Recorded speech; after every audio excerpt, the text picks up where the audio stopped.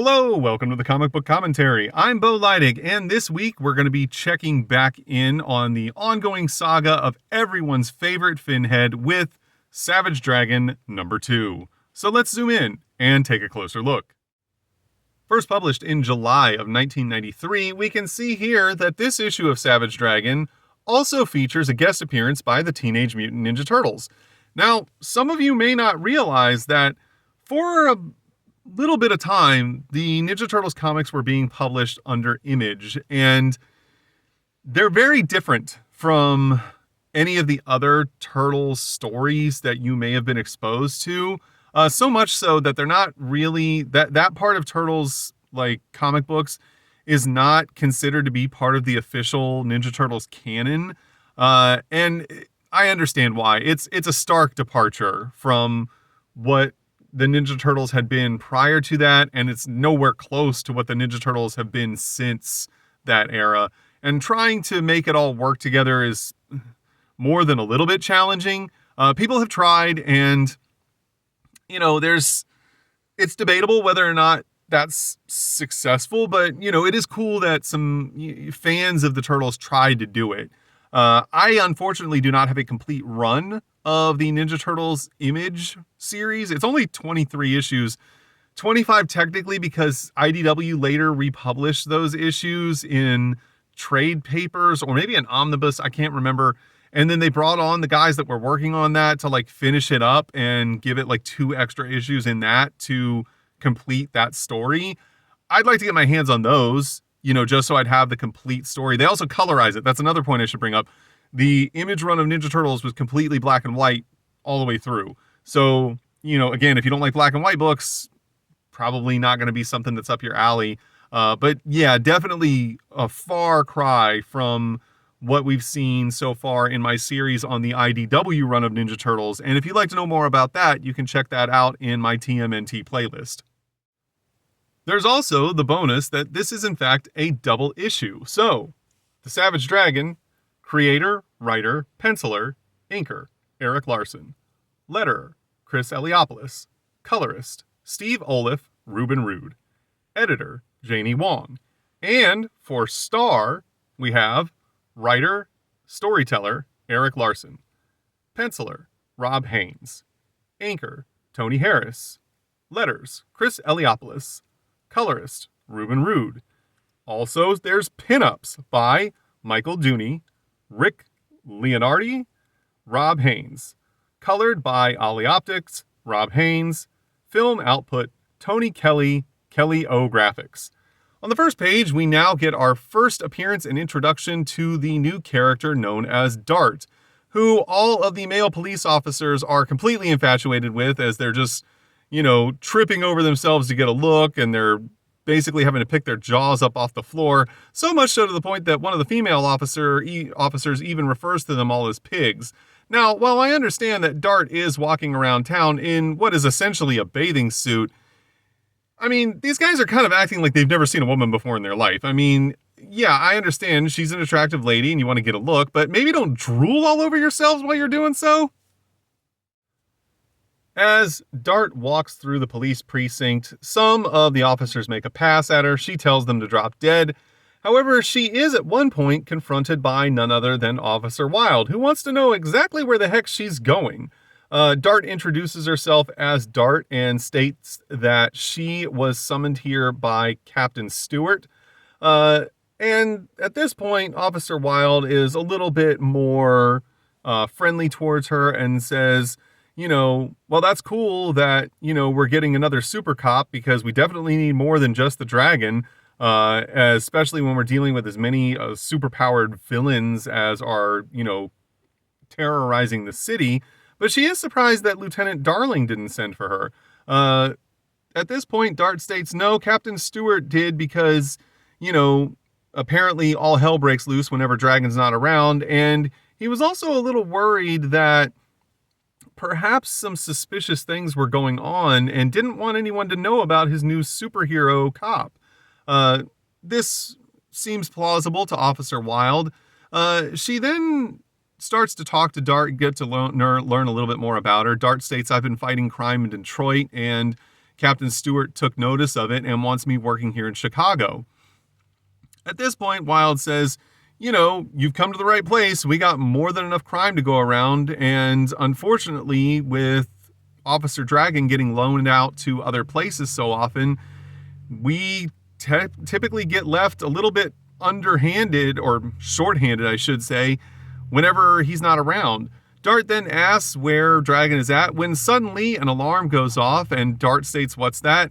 Officer Wilde lets her know it's code blue, which means they've got to deal with a superpowered being. She then looks at Dart and says, "Come on, let's see how well those pretty tights treat you in real combat. Welcome to Chicago." And Dart says, "Hey, I like it already." We then get a big 2-page splash where we see that the Savage Dragon has actually been loaned out to the NYPD as he patrols the city from a rooftop with a giant, crazy gun of some kind that doesn't make any sense from any practical standpoint. And he has been sent here because apparently the city of New York is being terrorized by a giant gargoyle monster. So they need a super cop to come and help them out with this.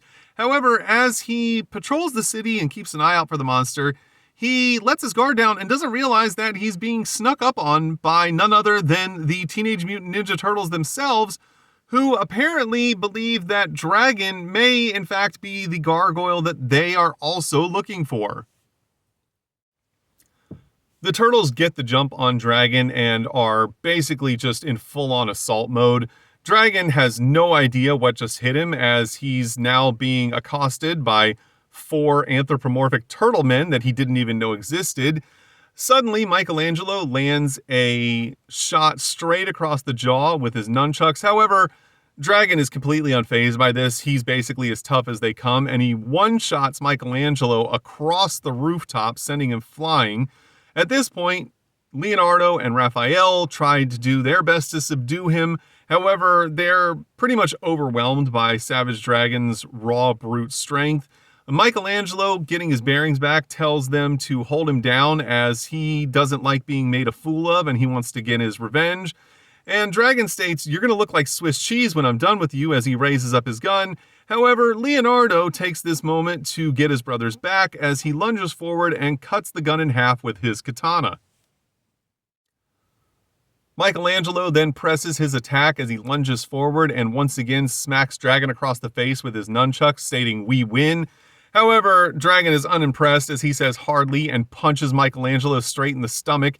However, now they have all lost their balance as they go careening off the side of a 4-story building, falling through the air, landing in a pile of garbage, which apparently was enough to break their fall and make sure that it wasn't fatal. Now, that being said, Dragon is more than tough enough to survive a fall like this with probably very few injuries, but the turtles themselves, while they do have shells, they don't have any type of super strength or durability. They're still of like average endurance.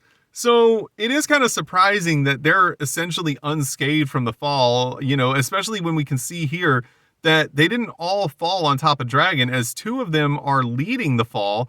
So this is just kind of one of those comic book logics of like, oh yeah, if you fall on enough trash cans, you'll be A-okay. Dragon at this point starts to get up and states, "I'm a police officer, you're all under arrest." And then the turtles suddenly recognize him and say, "Wait a minute, that's that Dragon guy from Chicago."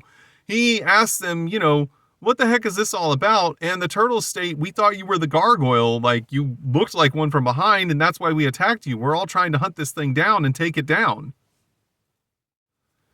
Dragon then gets up on his feet and says, "Who are you clowns anyway?" All the turtles introduce themselves, and then Michelangelo states, "We want to kick gargoyle butt, what's your excuse?" Leonardo tells him to shut up, and, then Donatello apologizes and says, "In the dark from the back, you kind of look like a gargoyle." Dragon then stands up and says, "You guys are the weirdest looking ninjas I've ever heard of. Are you even for real?" They state that they are, in fact, and then Leonardo says, "Listen, we intend on stalking and defeating this killer gargoyle. Are you going to stand in our way?" Dragon then says, "No, I'm actually after that thing myself, and if you guys want to back me up, I'm okay with it." So the turtles join forces with Dragon as he tells them to stay behind and follow his lead and to not attack unless he tells them to do so. At this point, Michelangelo starts to insult Leonardo, stating, "Oh look, there he is, let's get him guys, what a dork." And Leonardo's like, hey man, it was an honest mistake. At this point, the two brothers start to get in each other's face and fight a bit with each other. And Dragon starts to lose a little bit of patience as he states, listen, I'm not a babysitter. If you guys want to help, that's fine, but this whole bickering thing needs to stop immediately, as he grabs both of them by their shells and picks them up clean off their feet. However, we then get a 2-page splash where none other than the killer gargoyle itself, who's really quite large, flies up from the side of the building and gets the jump on all of them. At this point, we see Raph and Donnie state, holy crap, there's the gargoyle, let's get him. And Dragon's like, you know what? Yeah, you guys can move in if you like. Have fun. Raphael wastes no time in jumping off the side of the building, stating, let's dust this guy, as he lands on the back of the gargoyle and starts striking it with his sai. Dragon follows suit by also jumping off the side of the building, grabbing onto the gargoyle's foot, clenching directly into its skin, which looks to be made of stone, and then landing a huge punch which cracks some of the stone as well. However, the gargoyle doesn't take kindly to this, as it quickly kicks Dragon and flings him back into the side of the building as he catches the edge, breaking through the stone. The rest of the turtles state, oh my god, he hurt the dragon, let's get this guy. However, Dragon tries to tell them from back on the rooftop, like, hey guys, I'm actually just fine, as they still don't seem to understand exactly how tough Dragon really is. As all 4 of the turtles continue to assault the gargoyle, Dragon says, hey guys, get him closer to the rooftop so I can get mine in. As the turtles continue their assault, they realize now that the gargoyle also has the ability to breathe fire as it unleashes a huge attack. And the turtles are starting to look a little bit overwhelmed at this point. However, as the creature is distracted, Dragon takes the opportunity to jump through the air and land a huge flying uppercut that shatters the gargoyle's head. And as the beast falls, all of the turtles and Dragon scatter to not get crushed underneath him as they land back on the rooftop below. We then are introduced to this mysterious woman who was basically watching the entire battle take place, hiding in the shadows. And as the creature is destroyed, she now takes this opportunity to sneak away unnoticed. Meanwhile, Dragon and the turtles try to figure out exactly what the heck this was all about, as Michelangelo states, how the hell could this stone gargoyle be able to fly? And Leonardo states it must have been magic, to which Dragon replies rather skeptically, you've got to be kidding me, there's no way. But, Donatello's like, well, do you have a better explanation? And Dragon's like, yeah, maybe it was the Tooth Fairy or the Easter Bunny, they might have helped out. He then says, look, my job is done here. I was supposed to deal with the gargoyle. I'm headed back to Chicago. At this point, Leonardo's like, are you sure you want to do that? Because I don't think this thing was acting alone. And Dragon's like, look, maybe it wasn't, but again, my job is done. I'm trying to go home. And Donatello tries to protest a little bit, stating, come on, man, like us bald green guys, we got to stick together. But Dragon states like, no, I'm done with New York. I'm headed back to Chicago. At this point, the turtles thank him for helping out, and Dragon even states, I wonder if we'll ever really know what all that was about. Meanwhile, back in DeKalb, Illinois, we once again see the mysterious blue house that we saw in the previous issue. This time, a young boy goes up to knock on the door, asking if anyone's home. However, the door is unlocked, and when he opens it, he's stunned to see the grisly scene of the 2 dead people in the kitchen, as he immediately turns and runs to get help. And we once again see a speech bubble coming from the door to the basement that says, hello? We then get into Finn Addicts, which is the letter column of the book. And most of these are just kind of praising letters. However, there is one letter I found interesting where one of the readers states, I know you guys are really happy with the success and all that you have now with Image Comics, but it seems like you're kind of getting a little bit too heavy on taking shots at your previous employer, which for most of them was Marvel Comics. Well, actually, I think it was Marvel Comics for all of the original founders of Image. And, maybe you guys dial that back a little bit. You don't want just the whole company to be nothing but begrudged artists. And Larson responds that I want Image Comics to remain a haven for begrudged artists forever if I have anything to say about it, which, looking back on it now, feels like a little bit of a tone-deaf take. Like, I understand that those guys were really upset with the way that they were being treated at Marvel, and that was the whole reason they decided to found their own company. But at the same time, you do have to kind of get over it and move forward with your life and not just keep taking shots at your former employer forever. Like, you know, especially at the point where they're at now, where Image is really starting to get on its feet and become really successful. It's like, yeah, you can keep living in the past, or you can move on and look towards the future and realize that you've kind of already won. We then get an advertisement for part 2 of the Dragon Turtles crossover, which happens in the pages of Ninja Turtles, I believe. However, I think I have this issue, but I'm not entirely positive. If I do, I'll probably make a video about it at some point. I'm really thin on the Image line of Ninja Turtles comics. I think I have like maybe 3 or 4 issues in total, and they're not like all in sequence either. So I'll take a look, and if I do have this issue, I'll probably make a video about it just to get the rest of this story. We then get a pinup where we see Dragon being accosted by an army of robots who appear to be under the control of this woman whose name I don't actually know. I'm not sure who this character is. If you know who she is, feel free to leave it in the comments below, because I'm kind of curious.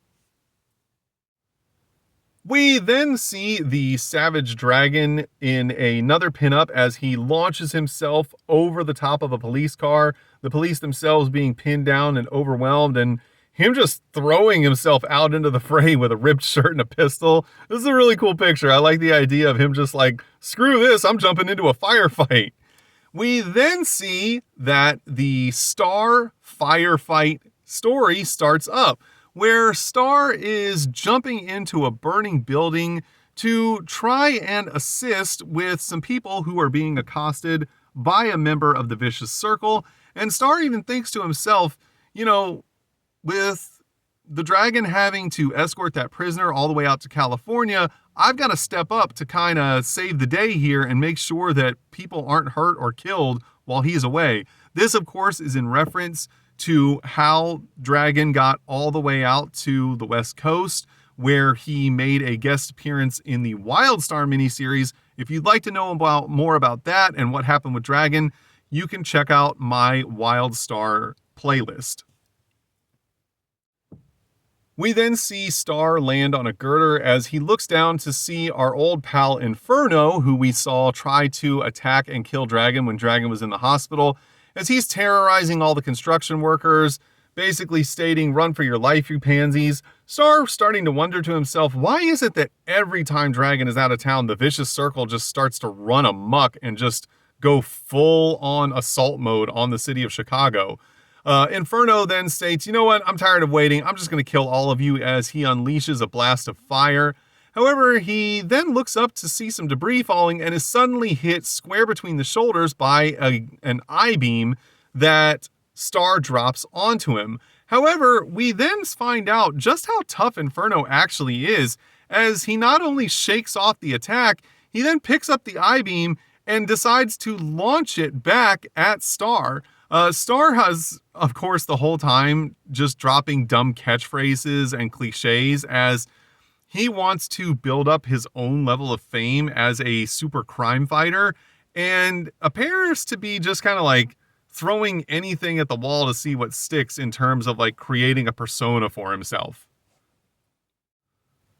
Star, however, easily evades the I-beam being thrown back at him and then does some gymnastics of his own as he swings down, lands on the ground, and launches 2 shurikens into Inferno. However, in doing so, he missed some of the debris falling that lands on his knee and cuts him open, injuring him in the process. Inferno takes this chance to unleash another fire attack, which Star is able to evade. However, he's now a little bit more worried given that he's actually injured. He starts to try and negotiate a little bit more with Inferno, stating like, "Hey man, you know, why don't we just put all this behind us and go grab a beer?" Inferno, however, states, "No way, man, this is it. I'm tired of this crap. I'm gonna kill you." Star realizes that he's got to press his attack, so he jumps over top of Inferno and launches 2 more shurikens from his wrist gauntlets directly into Inferno's head. However, this doesn't even faze Inferno as he grabs Star by the ankle, slams him onto the ground, and then tosses him like a rag doll across the construction site. As Star goes careening through the air, Inferno unleashes another fire blast attack, which ignites all of Star's hair. He then leaps forward as he goes in for the final strike. Star, with his head on fire, has enough wherewithal to dodge out of the way at the last moment, which leads to Inferno falling through the unfinished elevator shaft and careen all the way from the 6th story of this unfinished building to the ground. He lands in a heap of barrels and rubble, and some of the rubble falling from above with him punctures a nearby gas tank. The tank starts to unleash all of its payload, which lands on Inferno, which of course ignites all the gas as Inferno realizes that his day just got really bad as the gas ignites and causes a massive explosion.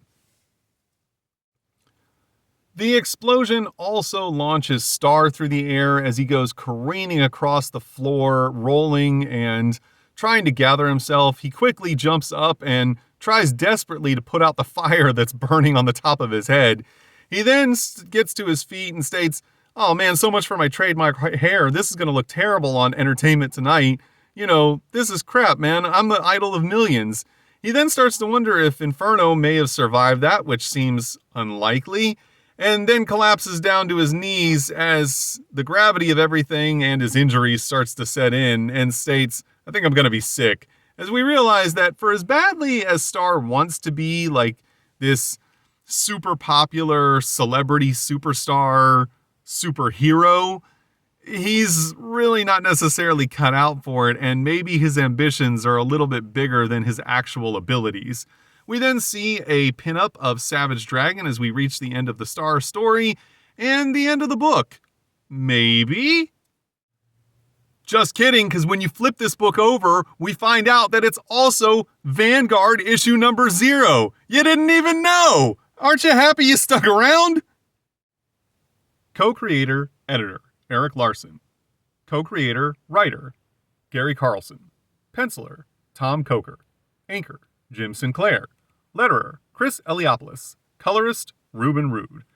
We start out with Vanguard on an alien world standing over the corpse of some kind of alien sentry guard as he holds his smoking pistol, stating that he killed the alien and this is the first time he's ever killed anything, as he's happy that there was no one else to witness this as he's trying to sneak his way into this tower. However, he's also happy because being that this is the first time he ever killed another creature, he also lost his lunch in the process, and he's glad that he was spared the embarrassment of anyone witnessing that. But he also states that he had no choice, as the guard would have done everything in its power to stop him from getting to this citadel, even if it meant killing him, and it was basically him or the alien. Vanguard then looks back up at the building, realizing that the only way he can gain entry is through the giant red window that looks down upon him like a cyclops. He uses the jet boots built into his spacesuit to fly up and smash his way directly through the glass as he holds his gun at the ready, trying to prepare himself for whatever may come. Suddenly, the door to the room opens and a squadron of aliens pour through, opening fire. He dodges out of the way and returns fire, killing all of them, stating that the killing is easier the second time around. However, he thinks to himself that he feels a presence behind him as he turns around and realizes there's this giant, ugly green monster sneaking up on him. He pulls his gun around and continues to open fire on the creature. However, even though every shot hits its mark, the creature continues to come, seemingly unfazed, as Vanguard realizes that his weapon is having little effect, and it's also out of ammunition, and the creature is bearing down upon him. However, as the creature gets to Vanguard, it starts to collapse, and he realizes that it is actually dead as he jumps out of the way to prevent himself from being crushed by the creature's body. He then lands clear of it and looks up to see more alien guards. He states that he's ready for them as his spacesuit itself is its own weapon and he doesn't just need to rely on his pistol. However, he then realizes that something is awry as he looks over to see that the aliens who are attacking him are actually comprised of some weird people like Jason Voorhees and Count Dracula and the creature from the Black Lagoon and also the Hunchback of Notre Dame and Frankenstein's monster and other weirdos. And he's like, what the hell is this? He then screams out, Wally. He's like, Wally, come on, man. I told you, I am fighting aliens in this simulation. I need aliens, not all of this stuff. Get with the program. We then see them suddenly start to transform as they all morph together and turn into none other than Pitt himself, who immediately unleashes an attack that sends Vanguard flying across the room as he smacks into what he believes is a wall. But as he looks up, he realizes that he's actually run into the foot of none other than Badrock. Badrock connects with his own attack, which sends Vanguard flying across the room, landing face first into the chest of none other than Savage Dragon. However, Vanguard's actually relieved by this, as he's finally happy to see an adversary who's the same size as him. However, before he can rejoice too much, he has the barrel of a gun pushed into his opposite cheek, and he realizes now he's stuck between a literal rock and a hard place. So he immediately ducks down, which allows the shot from the gun to connect directly into Savage Dragon's face, blowing his head clean off. And then he kicks the guy with the gun in the groin and apparently just destroys his entire groin as we see like blood blasting away from the kick. I don't know if this is necessarily supposed to be Cable, but perhaps, but it could also be another character. After defeating him, he grabs both of his guns. However, he doesn't realize that none other than Shadowhawk is about to grab him from behind.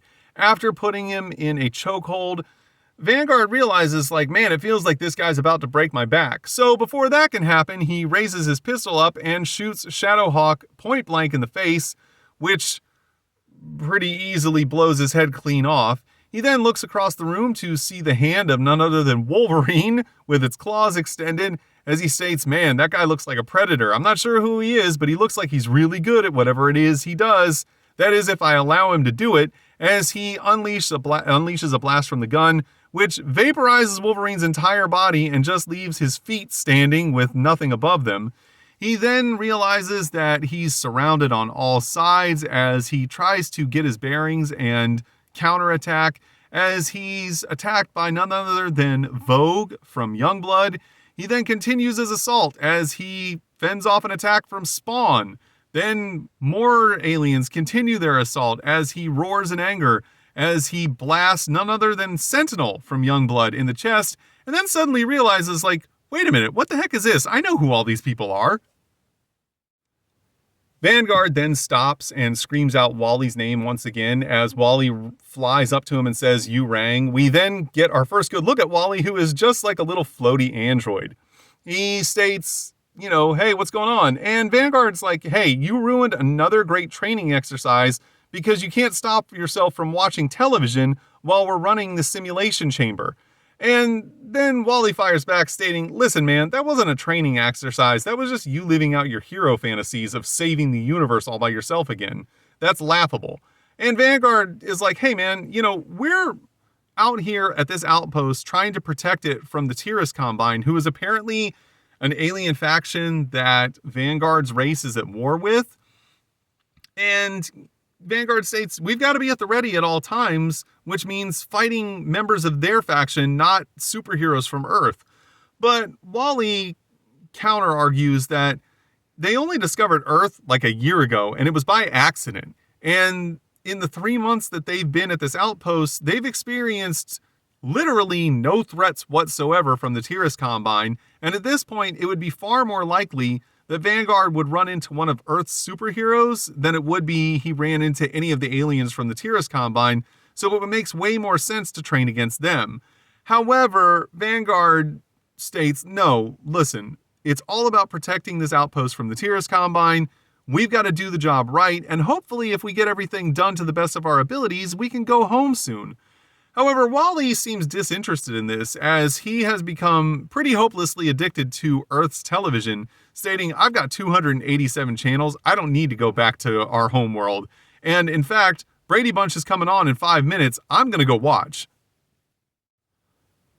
Vanguard then concedes and says, all right, fine, I do want to watch some TV, let me clean up this mess and then I'll join you.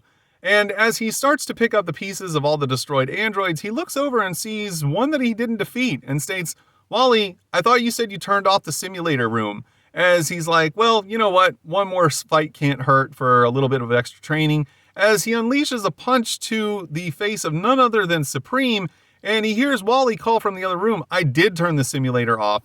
As we see Vanguard's fist basically crunch as it punches into Supreme's nigh invulnerable face. As Vanguard collapses to the ground holding his hand in agony, Supreme states, "What are you doing on my planet, alien, and when do you intend on leaving?" As we see that this is maybe the first appearance of Supreme in Image Comics. I'm not sure. I'd have to look that up. It may not be, so I don't want to get ahead of myself and state that.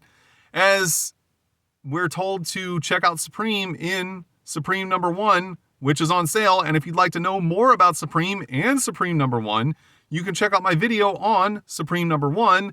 And we're also going to take a look going forward on Vanguard in Vanguard #1.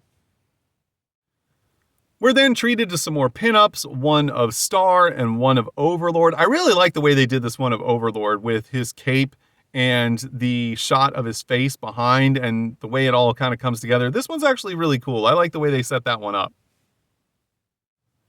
We then also get pinups of Super Patriot and Mighty Man, both characters that we will be seeing some more of in the future as we look at both Savage Dragon and some mini-series that may or may not involve Super Patriot, and another little series that I really like called Freak Force. And that was Savage Dragon #2, and holy crap, that was a whole lot of comic book. Obviously, we get our crossover story between the dragon and the Ninja Turtles, which was super cool. We got our first introduction to Dart, brand new character who will play a much larger role in the dragon's story going forward. We also got to see a mysterious new villain in New York City that we don't know anything about just yet. And we also got to see a different portrayal of the Ninja Turtles, as one of the things I like about the way that they portrayed them in this story was they were really kind of like driving home the fact that the Turtles are just teenagers and they act like it a lot of times. They are well trained, and Splinter has done his best to give them as much guidance as he can. But at the end of the day, they're a bunch of teenage brothers who are fighting with each other over silly things and, just amped up with testosterone and, sometimes lack direction as to where they should be directing their aggression.